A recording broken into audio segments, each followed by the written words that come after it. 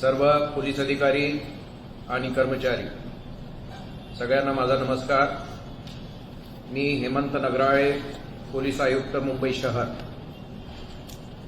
महाराष्ट्र शासनाकडून कोविड-19च्या अनुषंगाने दिनांक 4 एप्रिल 2021 रोजी मार्गदर्शक सूचना जारी करण्यात आल्या असून त्याचे तंतोतंत पालन करणे अत्यंत आवश्यक आहे।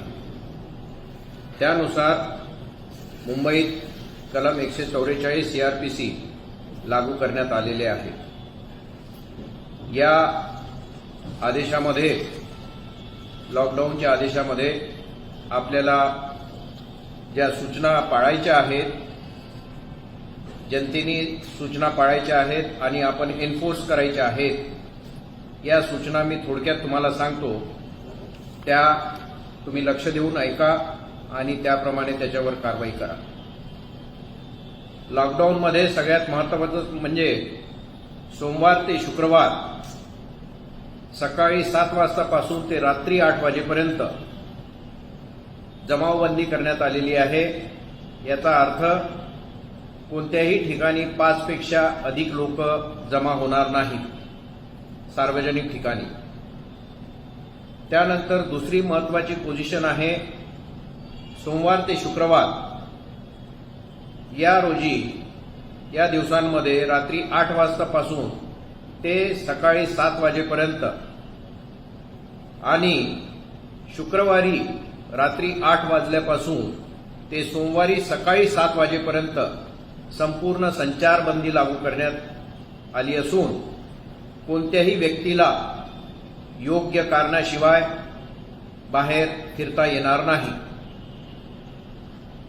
शासन निर्णयानुसार वैद्यकीय व इतर अत्यावश्यक सेवांना वगळण्यात आले आहे।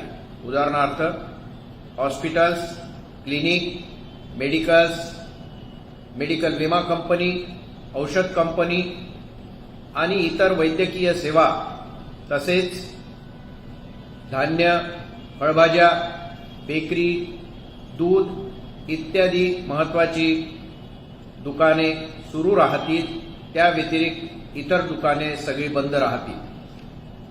ट्रेन, टॅक्सी, रिक्षा व सार्वजनिक बस सेवा या सुरू राहतील, परंतु त्याच्यावर रिस्ट्रिक्शन्स टाकण्यात आलेले आहेत। अत्यावश्यक सेवा देणाऱ्या दुकानांमध्ये मास्कचा वापर आणि सोशल डिस्टन्सिंग याचे पालन होत असल्याबाबतची खात्री करणे अत्यंत आवश्यक आहे। बसेसमध्ये फक्त सिटिंग अलाउड आहे, उभ्याने प्रवास करणारे प्रवासी अलाउड नाही।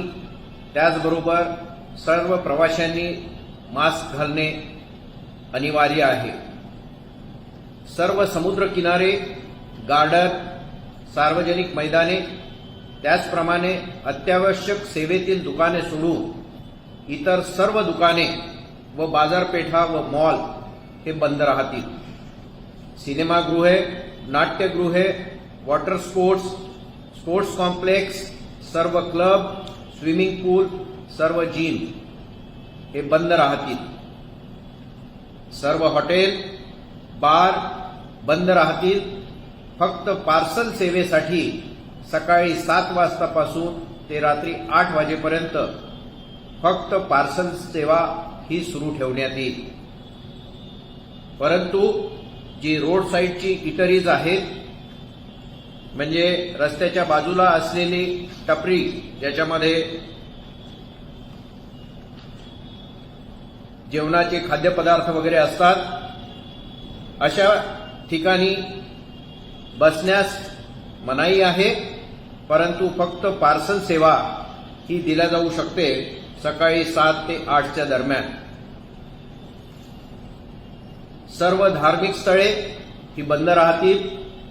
स्पा, सलून, ब्युटी पार्लर, सर्व स्कूल, कॉलेजेस हे सगळे बंद राहतील। कोणतेही धार्मिक, सामाजिक, सांस्कृतिक किंवा राजकीय इत्यादी कार्यक्रमांना परवानगी राहणार नाही।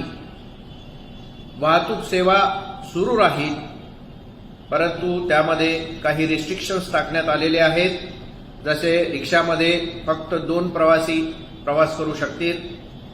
तसेच टॅक्सीमध्ये फक्त 50% प्रवासी प्रवास करतील. आरटीओच्या परवानगीप्रमाणे जेवढी कॅपॅसिटी असेल, म्हणजे साधारण येलो आणि ब्लॅक टॅक्सी याच्यामध्ये फक्त 4 प्रवासी अलाउड असतात नॉर्मल टाईममध्ये, तर त्याच्यामध्ये फक्त 2च प्रवासी अलाउड राहतील. या काही महत्त्वाच्या सूचना आहेत. याच्यामध्ये आपण पोलीस अधिकारी आणि कर्मचारी यांचा अत्यंत महत्त्वाचा सहभाग या लॉकडाऊनमध्ये राहणार आहे आणि याच्यासाठी हा लॉकडाऊन यशस्वी करण्यासाठी आपल्याला काही गोष्टींचं पालन करणं अत्यंत आवश्यक आहे. तर पुढे मी काही ज्या गोष्टी आपल्याला करायच्या आहेत त्या सांगणार आहेत आणि ज्या करू नये या पण सांगणार आहेत. याच्यामध्ये सगळ्यात महत्त्वाची, कोविड-19च्या अनुषंगाने महाराष्ट्र शासनाने दिलेल्या सर्व नियमांचे पालन न केल्यास अशा व्यक्तीवर योग्य ती कारवाई करताना पोलिसांनी जनतेशी संयमाने व सौजन्यपूर्वक संवाद साधून योग्य प्रकारे परिस्थिती हाताळावी.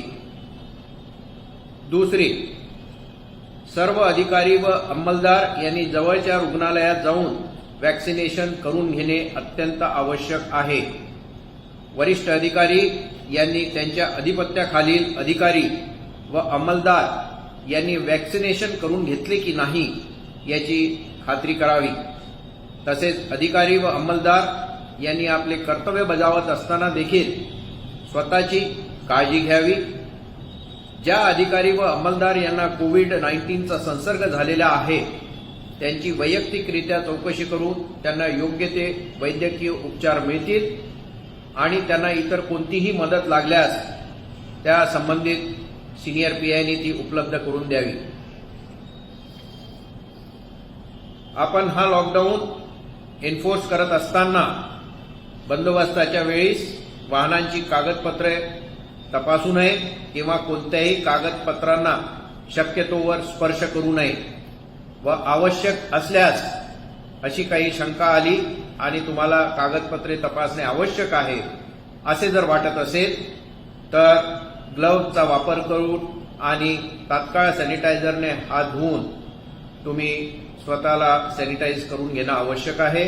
कारण होऊ शकतं त्या कागदपत्रांमधून तुमच्यापर्यंत हे संक्रमण होऊ शकतं.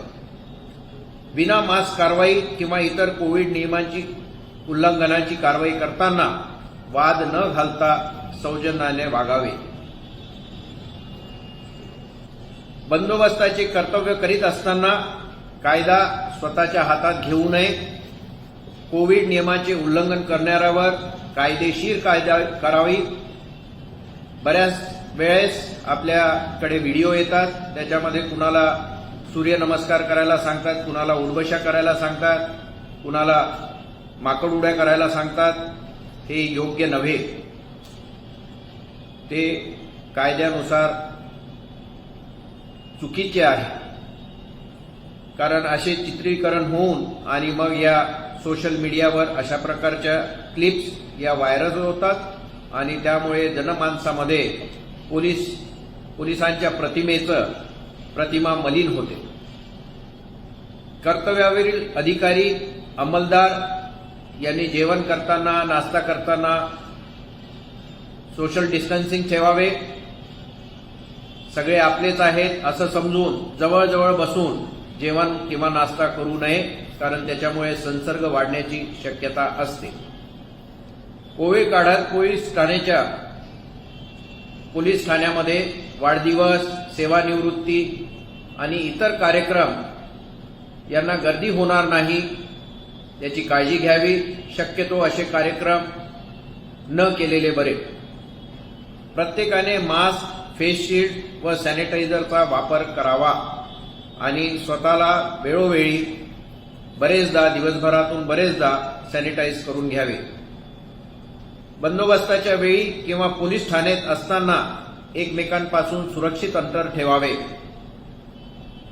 कोणाकडेही चौकशी करताना सामाजिक अंतर ठेवावे, आरोपीकडे तपास करायचा असल्यास अंतर ठेवावे आणि शक्य असल्यास पीपीई किट परिधान करावे. रुग्णालयात किंवा कोविड सेंटर येथे बंदोबस्ताकरता असलेल्या अंमलदारांनी किंवा तपासाकरिता जाणाऱ्या अंमलदारांनी पीपीई किटचा वापर करावा. कोविडच्या संदर्भात कोणतीही चुकीची माहिती प्रसारित होणार नाही याची काळजी घ्यावी.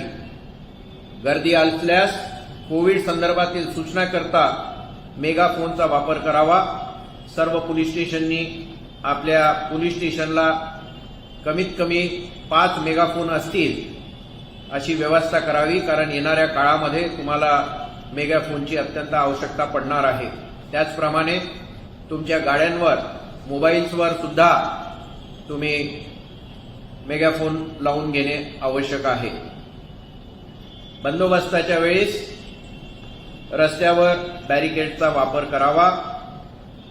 बंदोबस्ताकरता वापरण्यात येणारे साहित्य जसे तुमची लाठी, शील्ड, हेल्मेट यांना वेळोवेळी सॅनिटाईज करून घ्यावे, कमीत कमी दिवसातून एकदा किंवा दोनदा.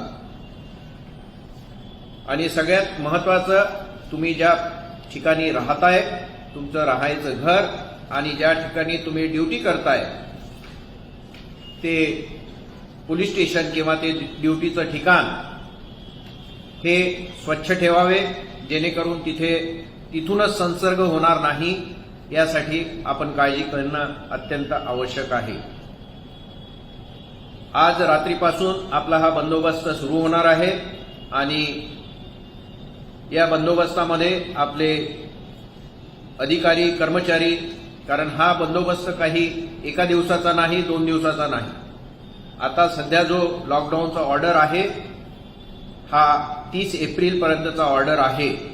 आता तो त्याच्यानंतर अजून पुढे कधी जाईल आपल्याला नक्की माहिती नाही, कारण कोरोनाचं संक्रमण येणाऱ्या दिवसामुळे हा लॉकडाऊन सुरू केल्यानंतर केसेस कशा वाढ होतात किंवा त्याच्यात कमी होतात हे बघितल्यानंतरच शासनाकडून पुढचे निर्णय घेण्यात येतील. त्याच्यामुळे आपल्याला बंदोबस्त प्लॅनिंग करताना आपल्याला जास्त कालावधीचा बंदोबस्त हा प्लॅन करायचा आहे. एकीकडे सगळे अधिकारी, कर्मचारी एकाच वेळेस लावून टाकले, दुसऱ्या दिवशी लावायला आपल्याकडे काही नाही किंवा तिसऱ्या दिवशी लावायला आपल्याला काही नाही, अशी परिस्थिती होता कामा नये. प्लॅनिंग व्यवस्थित करून आपल्या अधिकाऱ्यांना रेस्ट मिळाली पाहिजे, कर्मचाऱ्यांना रेस्ट मिळाली पाहिजे. त्याचबरोबर काही कर्मचारी ड्युटीसाठी सुद्धा हजर राहायला पाहिजेत. या सगळ्या गोष्टी एक सिनियर पीआय, एक एसीपी आणि एक डीसीपी या नात्याने तुम्ही बघणे अत्यंत आवश्यक आहे. जे अधिकारी, कर्मचारी ड्युटीवर असतात, ज्यांना कधी जेवणाची किंवा नाश्त्याची गरज पूर्ण होऊ शकत नाही, यांच्यासाठी सुद्धा आपण व्यवस्था करणे अत्यंत आवश्यक आहे. जिथे आवश्यक असेल तिथे आपण वेलफेअर फंडचा वापर करू आपण ही व्यवस्था करू शकतो. बऱ्याच ठिकाणी आपले गुरुद्वारे आहेत, गुरुद्वारामध्ये लंगर असतं. आपण जर त्यांना विनंती केली तर ते सुद्धा आपल्याला मदतीसाठी नेहमीच हात देत असतात. हा जो बंदोबस्त आहे बऱ्याच कालावधीचा आहे आणि याच्यामध्ये मुख्य त्रास जो आहे, मुख्य अडचण जी आहे की यामध्ये आपले अधिकारी आणि कर्मचारी हे सुद्धा कोरोनाग्रस्त होऊ शकतात.